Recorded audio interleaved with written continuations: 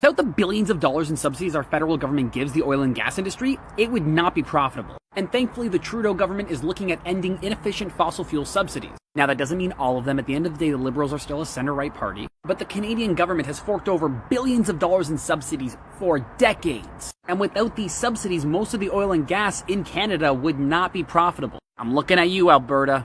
And it's about goddamn time, considering the fact that in 2022, the 5 largest companies in Canada's oil sands made over $35 billion in profit.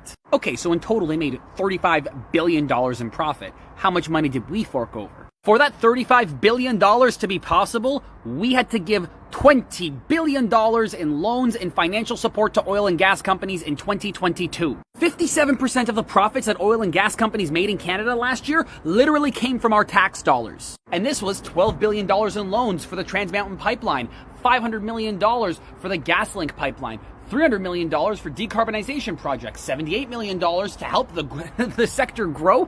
What? And then $20 million to help them reduce their methane emissions. Or, hear me out, we legislate the hell out of them and we windfall tax the hell out of them. And if they emit more methane than they're supposed to, we tax the hell out of them. I understand that the oil and gas industry is extremely important to Canada's economy. And I understand that some subsidies will always be needed. Guys, I'm not anti-subsidy. I'm a business and economics teacher. I understand how this works. But if you're making a record-breaking $35 billion in profit because $20 billion in tax dollars are given to you, there is something wrong with the way you are doing business. Either it was never profitable in the first place, you're doing something wrong, or you gotta find a new way to do what you're doing. But hey, I'm just a stupid Trudeau supporter. What do I know? Even though, as I said at the beginning of the video, Liberals, center-right party, not happy with what they're doing, but that won't stop half of Calgary from complaining in my comments section. But what do you think? Should we still be spending billions of dollars in oil and gas subsidies? Leave your comments down below.